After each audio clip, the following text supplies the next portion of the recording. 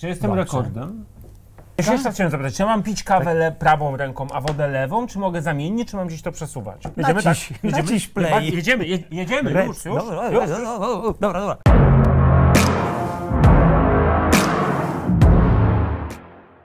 Witamy Was serdecznie w kolejnych Q&A'ach z Warszawy, z ulicy Konstruktorskiej 5, gdzie mieści się siedziba Toyoty. A witają Was inżynier Maciej Kilim I pan doktor Robert Mularczyk. oraz tutaj z Zawęgła inżynier Marcin Dziełak, który nas będzie kontrolował pod względem techniki, technologii i tego, o czym opowiadamy, więc na pewno będzie bardzo konkretnie i tak, jak się ma to rzeczywiście. W rzeczywistości, rzeczywiście. Tak. Będzie bardzo konkretnie w każdym razie. Maćku, gotowy? Oczywiście. Dobrze. Pytanie. Czy w Europie będzie planowany facelifting Toyoty Yaris Cross? Coś podobnego jak w Indonezji. Nie wiem, co było w Indonezji, ale może wypowiedzmy się o Yarisie w Europie i w Polsce. Ale wiesz co, skoro już padło pytanie o tego Yarisa Crossa z Indonezji, nie mieszamy to. To jest zupełnie inne auto. Prawda? Tak? Inny Ono kontynent. zupełnie inne wygląda. W ogóle produkty na rynek indonezyjski nie mają nic wspólnego z naszym. Zapominamy. W ogóle tam nie zaglądamy na tą stronę, bo to są auta, nie nasz rynek. Bez sensu. Natomiast wracając do Yarisa Crossa europejskiego. Więc tak, po pierwsze, tak, szykowany jest facelifting Yarisa.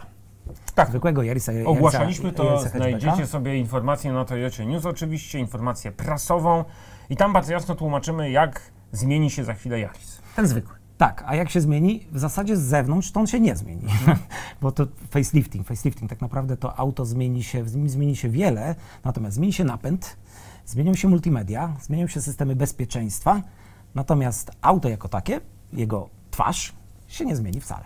Tak jest i to jest ciekawe, bo często wielu konkurentów, producentów facelifting przeprowadza na zasadzie zmiany kształtu lampek, wypełnienia, listewka tu, listewka tam, podcięcie zderzaka, tu wręcz przeciwnie. Z zewnątrz ten samochód będzie wyglądał bardzo podobnie, ale technologia, jak Maciek wspomniał, mocno się zmienia. To może od razu zdradzimy, co to są za zmiany. To podsumujmy, bo one są już dostępne na naszej stronie internetowej komunikacyjnej, więc tak, napęd. 130 się pojawia, oznaczenie. Tak, hybrydzie. to znaczy, że tak naprawdę pojawia się dodatkowy napęd hybrydowy. W tej chwili mamy napęd hybrydowy w Yarisie czwartej generacji o mocy 116 koni. Teraz będzie nowa jednostka, mocniejsza. Niech zgadnę, 130 to pewnie 130 koni. Brawo, 130 koni. Tak, czyli Yaris będzie mógł teraz być jeszcze mocniejszy, jeszcze szybszy. To pierwsza rzecz. Tak, wspomniałeś multimedia i w ogóle ekrany w środku, to powiedzmy też. Tak, ekrany w środku. Zacznijmy od wyświetlacza, od zegarów. Do tej pory Yaris w topowej wersji miał tutaj wyświetlacz taki 7-calowy, tak, o ile pamiętam. 7-calowy, natomiast w tej chwili zegary będą wyświetlane. No i to już taka prawdziwa tafla ekranu, a nie elementy dodawane. Oczywiście powiedziałem, że w tej chwili ma w standardzie 7-calowy, nie, 4, jeszcze ten mniejszy przecież, taki zapomniałem. między zegarami. Między zegarami, tak. Natomiast w tej chwili wersja podstawowa będzie miał ten z takim 7-calowym w środku zegarem, natomiast w wersji wyższej będzie tak zwany digital cockpit, czyli całkowicie wyświetlany, tak jak w Corolli zresztą. Ponad 12 cali przekątnej. 12,3. 12,3, czyli ponad. Tak, mówiąc o ekranach, zmieni się też ekran ten tutaj centralny do obsługi multimediów. Będzie większy. Będzie większy. Do tej pory, przypomnijmy, w Yarisie podstawowa wersja już w standardzie był 7-calowy, w wersjach lepszych 8-calowy, natomiast teraz urośnie nam o 2 cale mniej więcej, czyli w podstawowej wersji 9 cali, Tak jest. w tych droższych 10,5. 10,5. Tak. Zmieni się oczywiście rozdzielczość i tak dalej. Będzie to na pewno dużo bardziej atrakcyjnie wszystko wyglądało.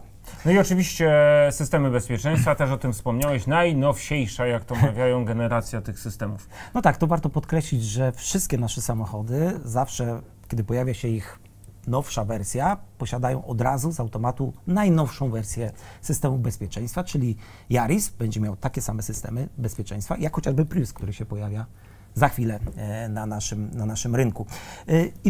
Mnóstwo elementów wyposażenia, tylko wspomnę o takich może 2 elementach, które bardzo mi się podobają. Cyfrowy kluczyk. Nie wiem, czy znane Ci urządzenie? Hasło jest znane, natomiast oczywiście pojawia się mnóstwo pytań, na ile ten cyfrowy kluczyk jakie będzie miał funkcjonalności. O tym niebawem. O tym niebawem? No dobrze, o tym niebawem, natomiast bardzo fajne rozwiązanie, które ułatwia nam życie użytkownikom, zwłaszcza jeżeli ich jest kilku w rodzinie i jeździ jednym autem. I to co ważne, bo teraz wracamy do sedna. To się będzie zmieniało jeszcze raz w Yarisie klasycznym, naszym hatchbacku. Natomiast pytanie było o Yarisa Crossa, który należy do rodziny Yarisa, zbudowany na tych samych podzespołach i tej samej platformie podłogowej. No i właśnie, czy Yaris Cross też dostanie takie zmiany? Czy Yaris Cross to Yaris? Takie pytanie. Yaris Cross to Yaris, ale jednak nie Yaris. Ale jednak nie Yaris. Natomiast Yaris Hatchback, te zmiany, o których mówimy, pojawiają się w pierwszym kwartale roku 2024. Natomiast Yaris Cross, jakby to powiedzieć, wiem, ale nie powiem. Czyli kroczy za tym swoim podstawowym bratem, mniejszym hatchbackiem, a co się będzie działo z Yarisem Crossem, to szukajcie informacji niebawem, więcej detali na pewno i w ogóle sama dostępność pojawi się tych samochodów w przyszłym roku. Dokładnie tak. Póki co żyjemy tymi, które są dostępne w tak zwanej ofercie na stoku. To jest Yaris Cross. To idziemy dalej. Kolejne pytanie z rodziny Priusa. Za chwilę wjeżdża nowy Prius. Maciek już tego Priusa nomen omen objeżdża, uśmiechnięty, zadowolony, dusza taksówkarska wygrywa, ale tym razem Znowu zaczynasz ten taksówkarz? Ale tym razem z dodatkiem takiej mocnej energii, bo to jest plug-in w Europie, ale o tym aucie jak się nim jeździ opowiemy w kolejnym Q&A, żeby nie przeciągać. Pytanie brzmi, czy Prius w wersji plug-in będzie miał napęd AWDI, czyli 4x4. Ja już tu chciałem popłynąć o tym, jak się jeździ świetnie z nowym Yarisem, a ty mi tu nie pozwalasz. Dobrze. Nie uprzedzajmy AWDI. Faktów, jak to mawiał pewien klasyk. AWDI. No właśnie, Prius w wersji AWDI dostępny jest w Stanach Zjednoczonych, ale tylko w wersji, nazwijmy to, klasycznej hybrydy. Tak? Tak, dwulitrowej klasycznej hybrydy. Tak jest, czyli tam tak naprawdę Prius dostępny jest w 3 wersjach: hybryda 4x4 i hybryda plug-in, z napędem która przednim. jest tylko na przednią oś. W Europie, rozmawialiśmy o tym ostatnio, jest Prius tylko w wersji plug-in. Emisje jeszcze raz emisje. No i kilka innych powodów, o których już rozmawialiśmy, natomiast on produkowany jest tylko z przednim napędem i tu jest pewna kwestia techniczna. Po prostu auto z napędem na 4 koła ma z tyłu napęd elektryczny, oczywiście tam jest osobny silnik elektryczny, motor, tak, więc potrzebne jest miejsce. W wersji plug-in mamy większą baterię. Która jest między osiami umieszczona, pod spodem, w podłodze. Dokładnie tak, czyli po prostu w wersji z napędem na 4 koła, z dodatkowym silnikiem elektrycznym z tyłu, bateria duża, która występuje w Priusie plug-in, się nie mieści, stąd też może być tylko z napędem na przednią oś. Ale zapewniamy, że auto jeździ świetnie i tu nie ma co dyskutować, czy to AWDI powinno być, czy nie. Jest jak jest, radzi sobie auto świetnie, a jak świetnie, to już o tym Maciek opowie przy następnych Q&A. No dobrze. Doskonale sobie radzi, doskonale sobie radzi. No dobra, kolejne pytanie. Toyota RAV4 na tapecie.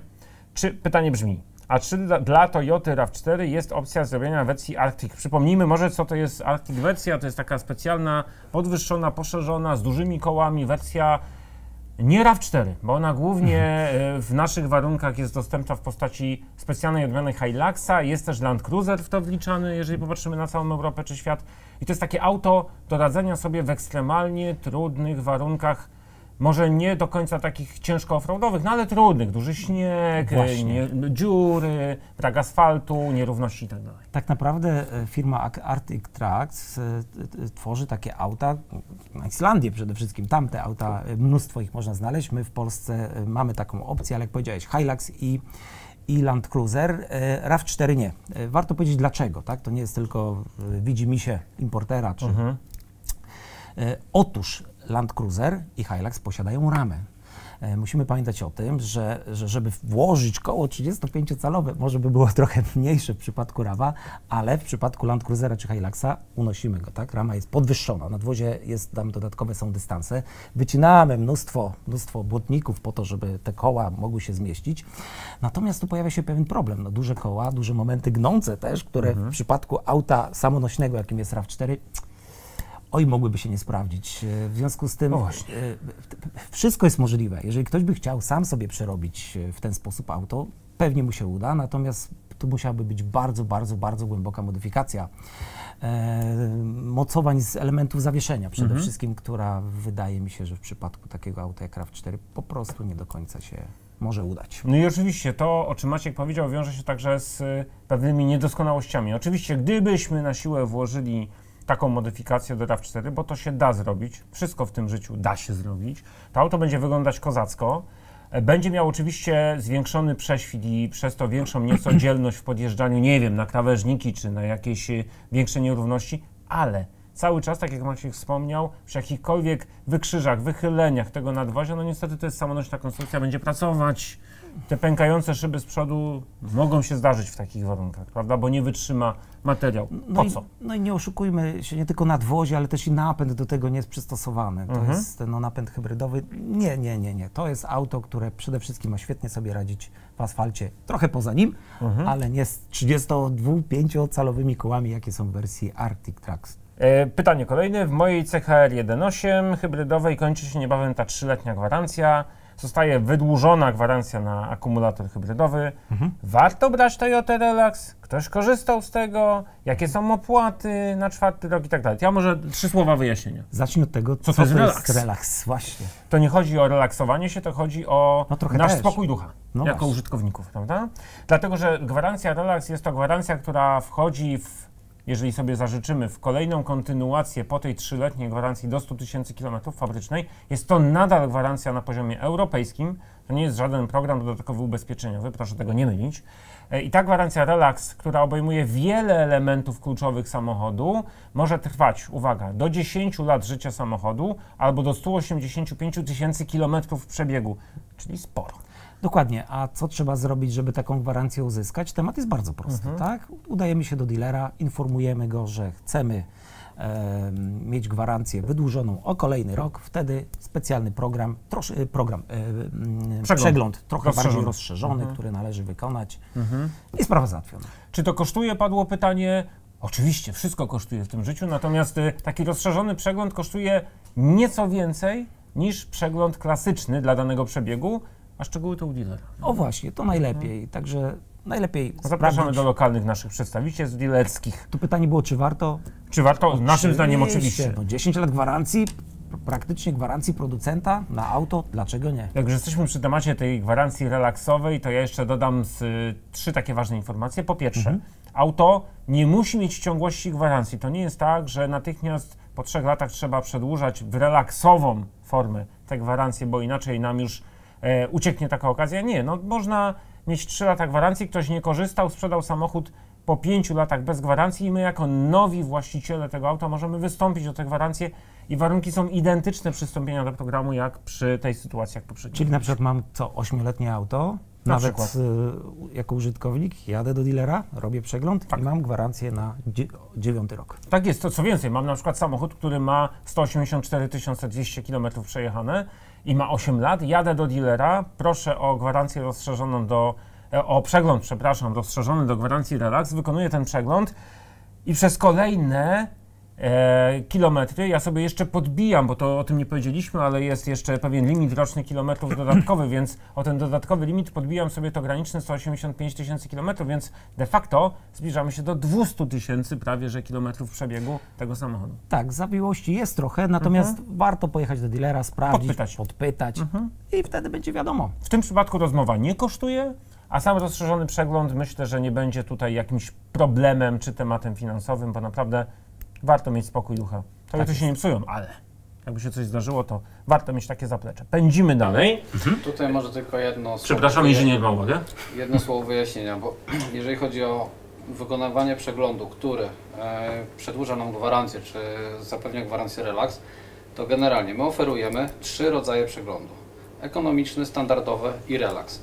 Więc my tak naprawdę kupując gwarancję Relax, wykonując przegląd Relax, nie płacimy za to, że mamy gwarancję, tylko płacimy trochę więcej za więcej czynności, które są wykonywane przy samochodzie. Punkt. Patrz, Więc nie jest tak, że my płacimy za gwarancję, tylko żeby ta gwarancja mogła być udzielona, to musimy dokładnie sprawdzić samochód. I to jest kluczowy moment włączenia się inżynierskiej głowy zza kulis prawie, żeby tam z kąta. Dział serwisów wie jednak więcej o przeglądach i o gwarancji niż my marketingowcy. Jednak inżynier od marketingu w Toyocie produktu nie jest tak zaawansowany w tej wiedzy jak inżynier od działu serwisowego. Tym bardziej redaktor. No ja to już w ogóle tylko dodaję to, co wyczytam. To, co mi podpowiecie, to ja potem wyszczekuję. O, Maćku, taki temat bliżej nas. Produktowy, aczkolwiek nadal techniczny, więc ja nie wiem, czy pan inżynier Marcin z Zawęgła znowu nam tam się nie wtrąci w którymś momencie i nie doda swoich 7 groszy wiedzy, ale zacznijmy, spróbujmy, zmierzmy się z tematem. Chodzi o nasz elektryczny, bateryjny samochód BZ4X, który jest od pewnego już czasu oferowany u nas w sieci, ale ostatnio przeszedł pewne modyfikacje, głównie związane z tak zwaną zmianą oprogramowania całego systemu napędu. Ale o co dokładnie chodzi? Co się pod tą nazwą kryje? Maciek dotykał, jeździł, sprawdzał, jest na świeżo, więc opowie, zapraszam. Czyli co zostało zmienione? Tak naprawdę w aucie zmieniono 5 rzeczy. Po pierwsze, zmiany w wyświetlaczu, tak? Pojawił się procentowy poziom naładowania baterii. Do tej pory go nie było, trudno wierzyć, ale od teraz już jest. Druga rzecz, został zmniejszony bufor energii akumulatora, który pozostaje w momencie, kiedy pojawia nam się zasięg 0 km, tak? Czyli to nie jest tak, że samochód ma 0 zasięgu w momencie, kiedy pojawia się 0, ale ten bufor pozwalał nam na dosyć długi dystans jeszcze wciąż przejechania. W tej chwili jest on krótszy. I na wyświetlaczu mamy dzięki temu większy zasięg. Voilà. Kolejna rzecz. Trzecia. Zmieniony został algorytm sterowania klimatyzacją. I znowu, dzięki temu ma ona mniejszy wpływ na zasięg samochodu w momencie, kiedy ją uruchamiamy, zwłaszcza, bo to był ten moment, kiedy gwałtownie nam bardzo spadał zasięg. Technicznie to jest tak, że przed upgrade'em była sytuacja.